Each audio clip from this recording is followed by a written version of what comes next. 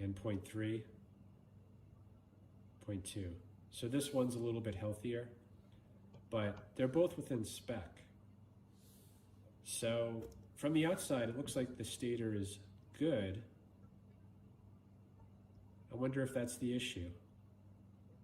Well, let's get the cap off, see what it looks like, and we can run some more tests in there.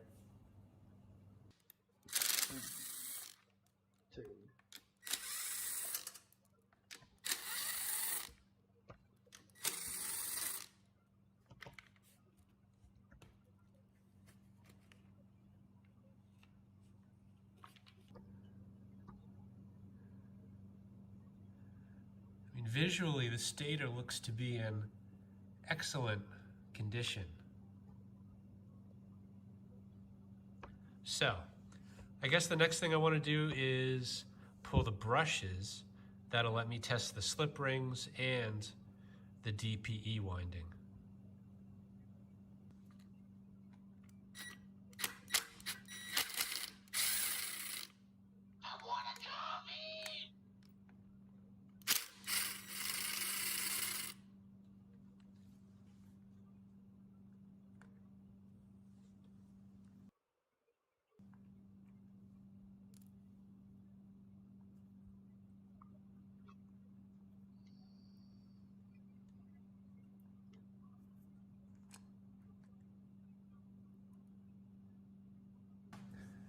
I do see a couple issues here. The wires usually exit in the same direction, but this one is turned the wrong way. So someone's definitely been in here. And also, this tab right here should be facing in, but it was facing out. And that's gonna cause a problem because this here is a bridge rectifier. It's changing this AC voltage into DC and applying it to the rotor. But by doing it backwards, positive and negative are now reversed on the rotor. And that's not going to damage the rotor, but the residual magnetism, and actually this one has permanent magnets on it, but the way they're set up is they're expecting the rotor to power up in a certain way. If North Pole and South Pole are reversed, which it is, then it's not going to power up. So this could be it. But I am going to pull these wires anyway. We'll just check the DPE for resistance, and we'll check the slip rings.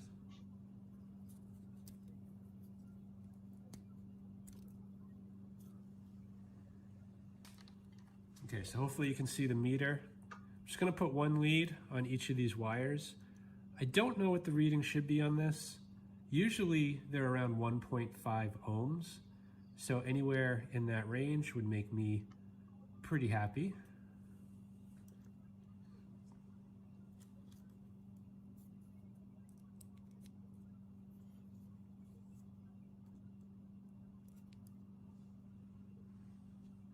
And we're at 1.5, 1.4. Yeah, that's perfect.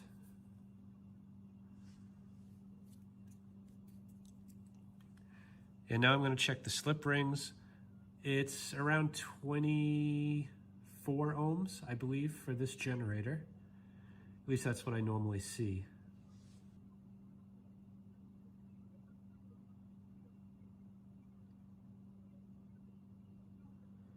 $25.4. So I would actually say this power head is fine. The brushes are on backwards. That's an easy fix.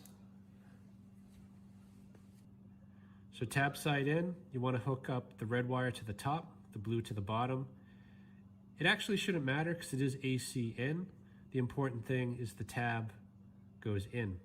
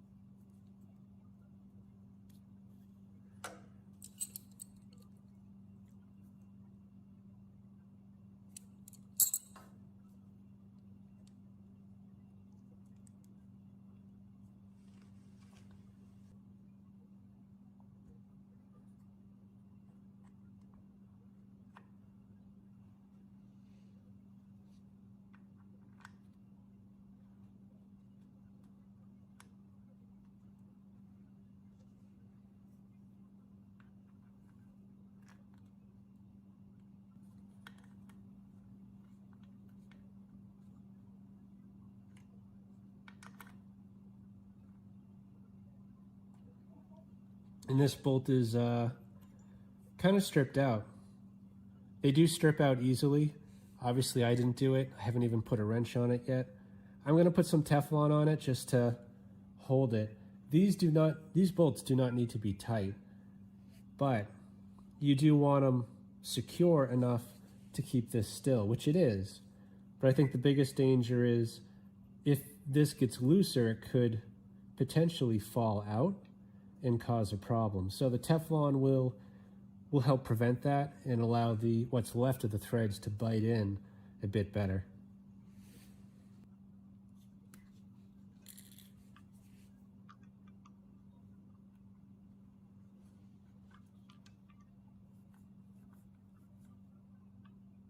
Yeah, it's much better. And that's it. I don't even use a wrench to tighten those. Brushes, again, these strip out really easily. You want to go very easy on them. Okay, I'm not sure what came first, the chicken or the egg, but that circuit breaker was off, and potentially it was switched off, or it tripped, and the previous owner, in his troubleshooting, removed the brushes and then put them back the wrong way. I'm not sure, but that did not happen on its own. And based on what I'm seeing, the way the stator looks and the way it tests, I think this will make power. So I'm going to bring this outside, start it up, and see what we get.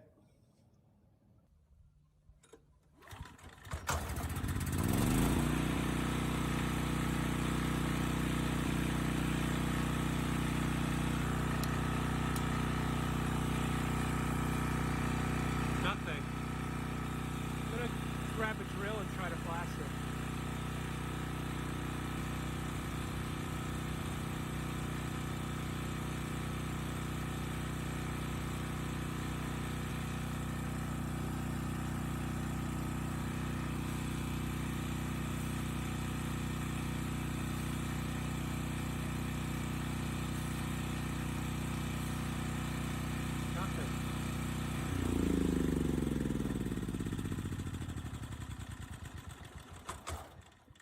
So this one does surprise me a bit. I would have expected something out of this generator. Potentially there's something wrong on that bridge rectifier, which contains the brushes. So I do have an extra one. It actually has a chipped brush, but I'm going to throw that one on temporarily and see if it makes any difference. So this is the extra set of brushes I have, and it's not terrible, but it is chipped kind of right on this corner, but it still is going to make plenty of contact, and that will let me validate, I guess, what the issue is. Potentially it could be a bad diode, or potentially just a broken wire between the brush and this bridge rectifier.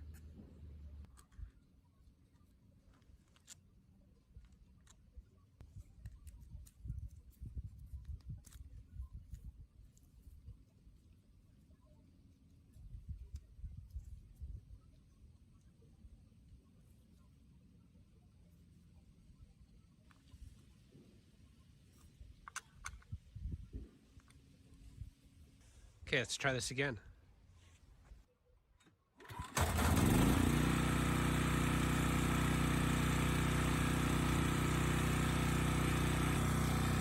Nothing.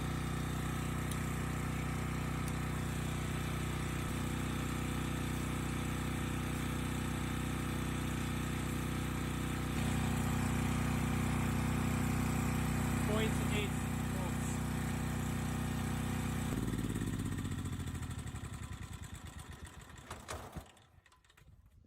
So only 0.8 volts out of the stator, which is surprising.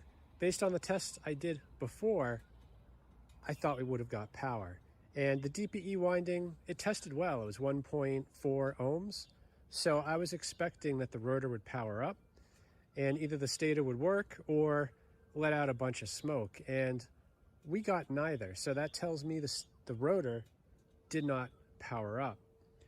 And even with the new brush set and the bridge rectifier, it didn't change things. I even tried flashing it, got nothing. So in my mind, there's only one possibility. The rotor itself might have a broken solder joint where it attaches to the slip rings. So I'm gonna have to dig a little bit deeper on this, most likely get the stator off and get a closer look at that rotor.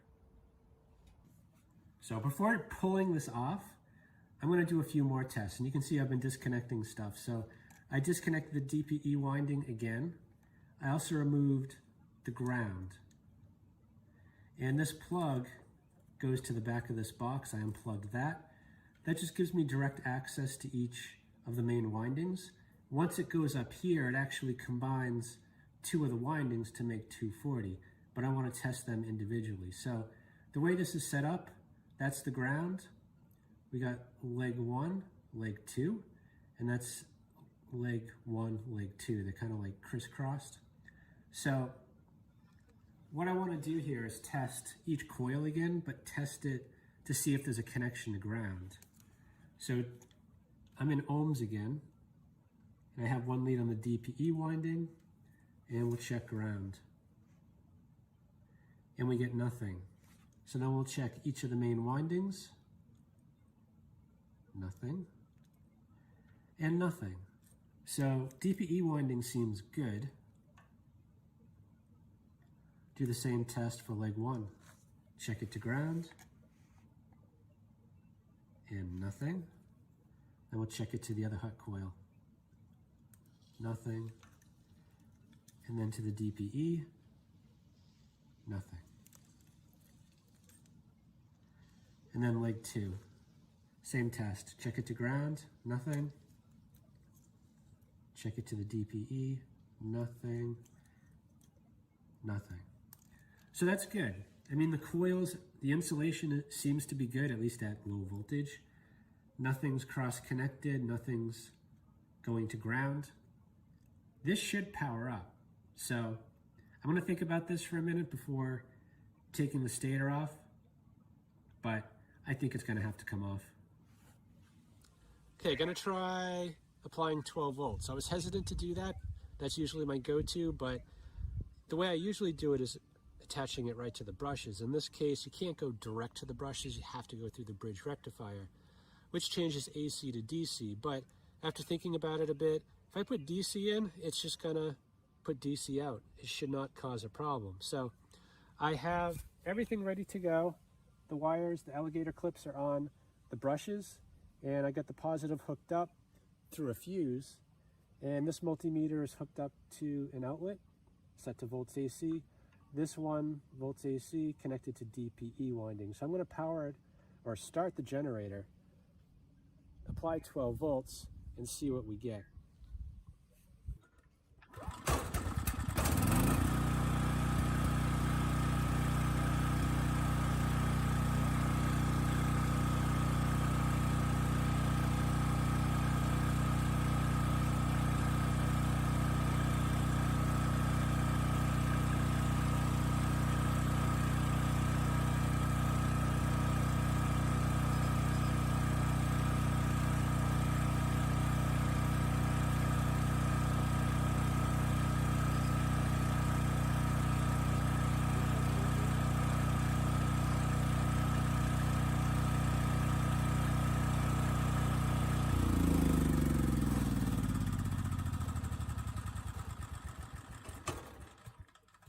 Okay, good. We got about 70 volts out on the stator, and I think about 80 on the DPE, and the light came on. So everything is working the way that I thought.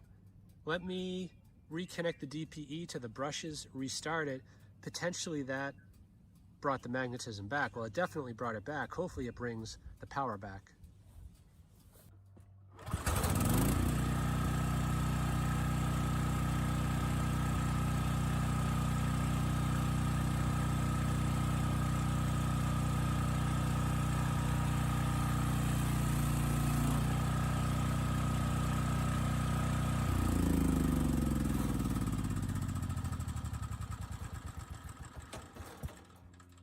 Okay, I did shut it off pretty quickly. It sounded like the generator was going under load, which is a bad sign. That usually means there's a short in the stator, and that'll be followed shortly by smoke coming out of the stator and maybe fire.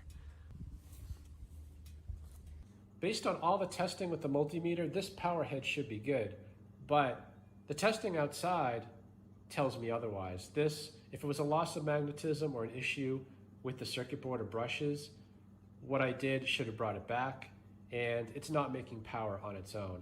And at one point it went under load, and that's a sign of a short within the stator. So I'm ready to call it on this power head. I have another one sitting here on the floor right there. That is from a storm responder as well. That one actually has an AVR, so it's a bit of an upgrade to what's on there now. I'm gonna take a second, just get the fuel tank off, the heat shield, and start working on getting the power head removed.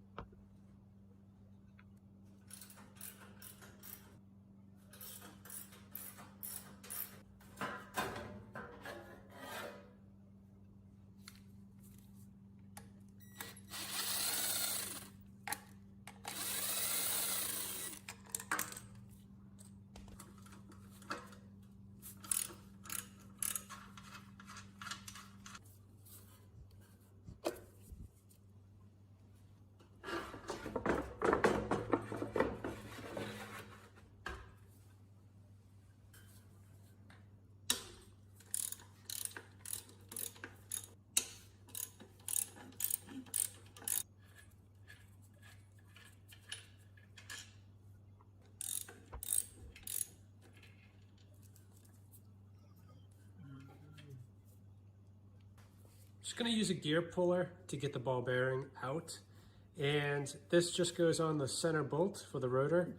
And this kind of holds on the bell housing kind of on either side of the bearing. And you wanna be gentle. I have cracked these before, they're aluminum.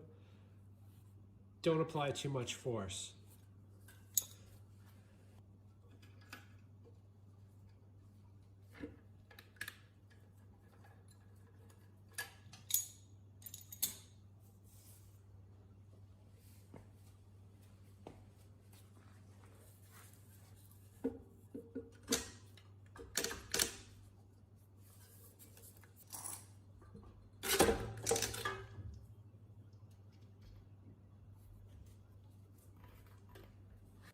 This rotor doesn't have threads on it, so I need to lock the engine up, put some threads on it, and then I can torque down on a rod to pop this off.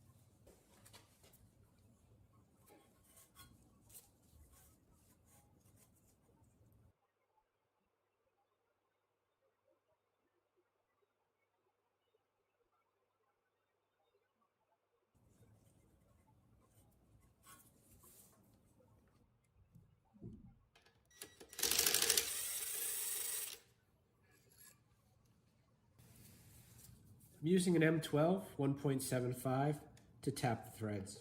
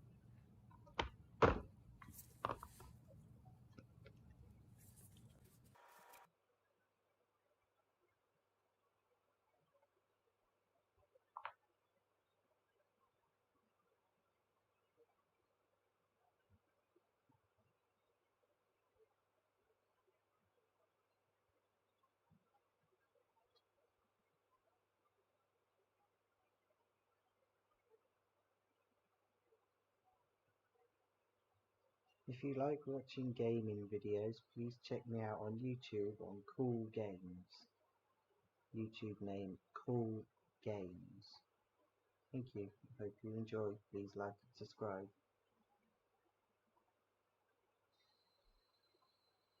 If you like watching gaming videos, please check me out on YouTube.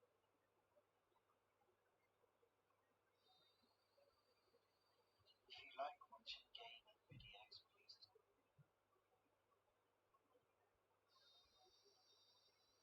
If you like watching gaming videos, please check me out on YouTube on Cool Games. YouTube name Cool Games. Thank you. Hope you enjoy. Please like and subscribe. If you like watching gaming videos, please check me out on YouTube on Cool Games. YouTube name Cool Games. Thank you. Hope you enjoy. Please like and subscribe. If you like watching gaming videos, please check me out on YouTube on Cool Games. YouTube name Cool Games. Thank you. Hope you enjoy. Please like and subscribe. If you like watching gaming videos, please check me out on YouTube on Cool Games. YouTube name Cool Games.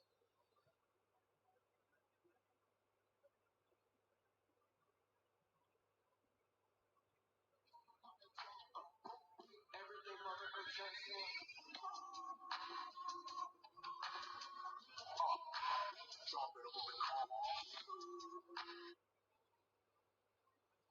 If you like watching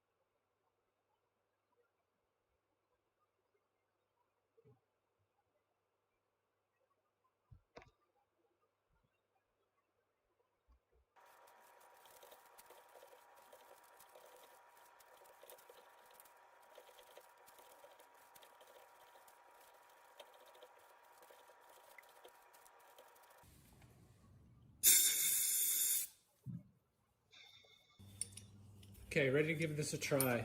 I've got a bunch of rods cut to size from previous generators, and this one seems to be a pretty close match, so I think it'll work. But the idea is you want to find one